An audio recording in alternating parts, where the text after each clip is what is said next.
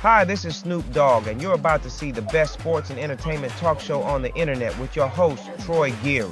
The man who seems to go to every sporting event, and Dave Stevens born without legs, but won 7 Emmys and played college football and minor league baseball. Throw in Will Stein wherever Will Stein is, and you've got a heck of a show. It's the Geary, Stein, and Stevens Show.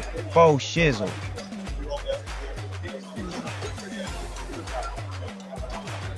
Well, I told you I would be back. I'm always here with somebody, and now we've got Troy back, fresh from all the press conferences today. And in TV, we call things, we have a kicker, it means it's something really cool in the show. We literally have a kicker with us today. I think you're the second kicker we've ever had. I think we had Nick Lowry. I don't know if you know that name, a very legendary Kansas City Chiefs kicker. But it is awesome to have you here with us today. Kicker Brayden Naverson is joining us. Played for the Titans this year, the Packers as a rookie. What was that experience like? Not only being a rookie kicker, but then changing teams, going from one team to another. Yeah, it was a whirlwind to say the least. Started in Tennessee in the preseason, went to Green Bay, and then back to Tennessee. Learned a lot. Grew a lot as a person, as a player, and excited for what the future holds for sure. And I understand you're a free agent. You're a free agent, so you're looking for a team. How do you stay in shape, and how do you physically, mentally prepare, not knowing where you might be? Yeah, I'm actually moving back to Arizona. We're gonna, my wife and I were moving back there, so year-round training is permitted, and I'm gonna stay ready. I'm gonna build on what I need to do, and the next team that takes a chance on me is, I'm there to stay. What part of Arizona? Scottsdale. I'm from Wickenburg, so Okay. That's where I grew up and played football. So did you grow up there? I grew up in Phoenix and Scottsdale, yeah. What high school? Desert Mountain. Desert Mountain. Awesome. That's his. Now I feel like we have this little connection. I used to hold for kickers, so I really know what that's like. But what was your biggest memory this season? Biggest memory? Golly. First kick in Brazil, 59-yarder in the preseason, game winner in the preseason. I mean, there was just so many firsts for me. Very blessed, but yeah, there's too many to count for this season. Now, you look good, you feel good, but people don't always see what the struggles we have inside. And you have something that a lot of people have to deal with. Tell us a little bit about that. Yeah, so when I was a junior in high school, I was diagnosed with type 1 diabetes. I view it as a blessing because I'm in this platform. I have the ability to go and to talk to people about type 1 diabetes and what I do to manage it and how I manage it. And, it's something that I'm going to continue to work on, and I got to get better at. But at the end of the day, it's something that will never hold me back from doing anything professionally that I want to do. Given that you're a kicker, you know the mindset that these guys on Sunday are going to be in. Talk about the pressure that you have when you're going to try to make a game-winning kick, or even a kick in general. You got half the crowd wanting you to miss and half the crowd wanting you to make it. Yeah. One of my favorite things to say is pressure is a privilege. And there's a lot of people that would love to be in the position that I'm in, playing professional football. And, that pressure gives me the ability to show all 70,000 people in the stands how hard I've worked. And, I think there's nothing greater than the ability to do that. How tough is it to maintain your health and check everything for diabetes again? Because at any moment, something bad could happen. Yeah.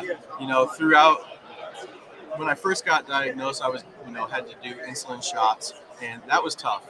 It really was. And then, I'm actually wearing an Omnipod right here.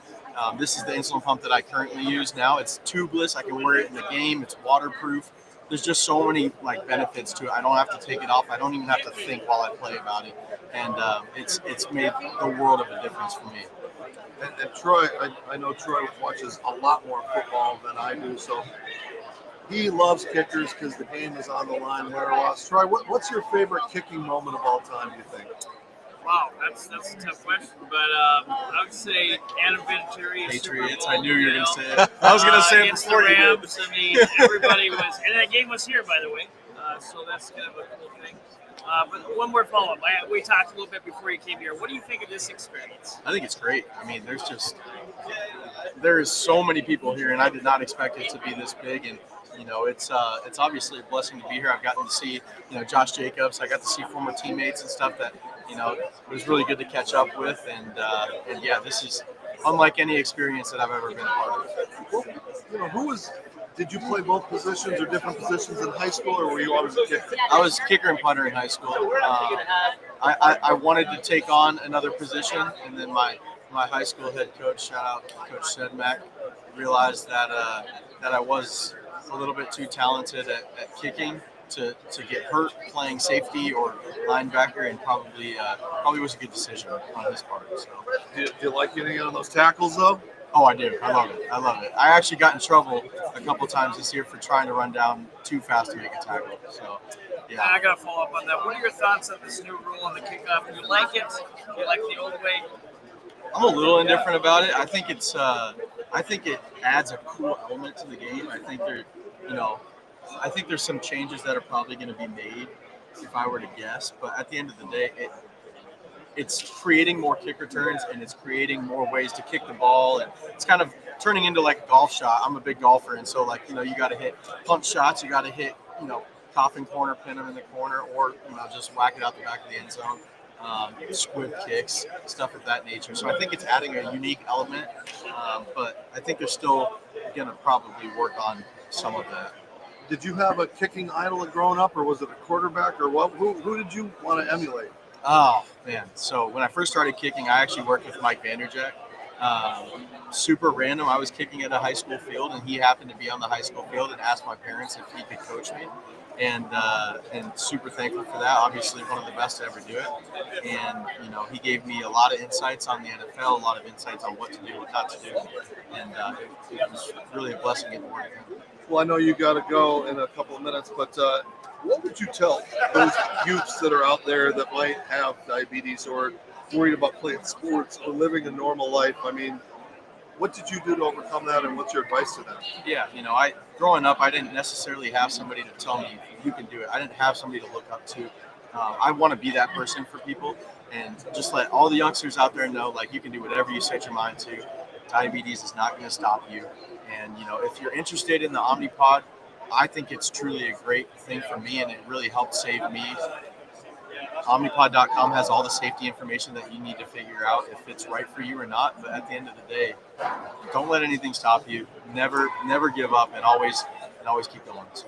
And you still hold the record for the longest field goal in North Carolina State history, which was a yard shorter than your high school. I mean, high school kids don't get to kick those kind of things. Yeah. I had a 58-yarder in high school, a 58-yarder at NC State, and then obviously the 59-yarder in the preseason with the Titans, which I think was the second longest in Nissan Stadium, which is pretty cool. So we hope that we find you in a kicking thing, and the ultimate scenario would be at a Super Bowl next year where you're kicking the winning kick. Yes, sir. Absolutely. Give us that website one more time. Omnipod.com for all the safety information. All right. Thank you so much for joining us here on Radio Row. Troy is back here.